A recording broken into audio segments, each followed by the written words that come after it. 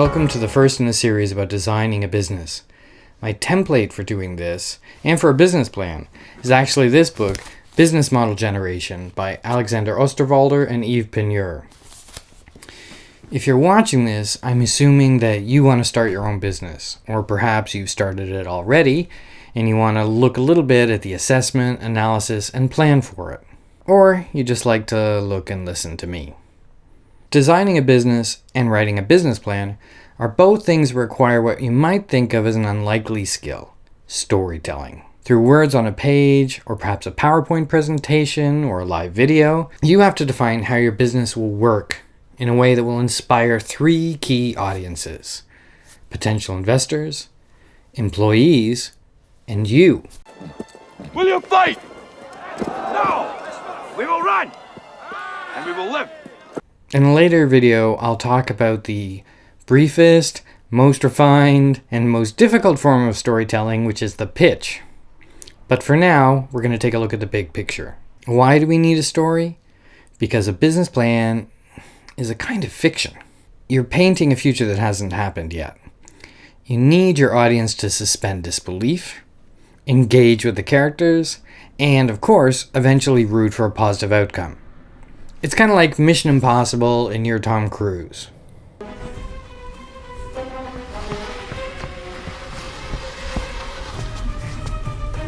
Your line's not long enough! No shit! Or The Edge of Tomorrow and you're Tom Cruise. Or Emily Blunt. I'm sorry. I'm trying to save you. The choice of point of view deeply affects how the audience perceives the information that they're given.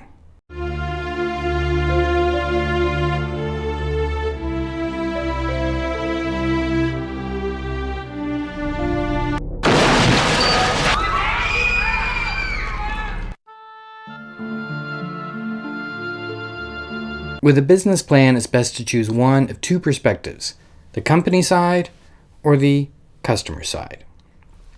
When you choose to tell the company side of the story, you create an employee's perspective and put them through the roles and responsibilities in the company and in each area of the canvas. But my personal preference is to focus on the customer perspective.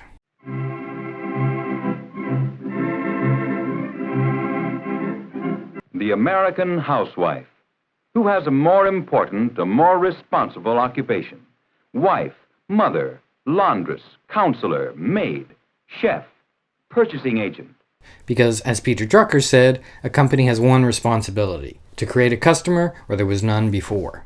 So before we get down to filling in the business model canvas, and in the notes below I'll put a link to download where you can download a blank canvas, and I hope, of course, you'll go out and buy the book as well. I didn't write the book, and I don't make money from the book, but I think you should buy it. We need to do some preparation first, though.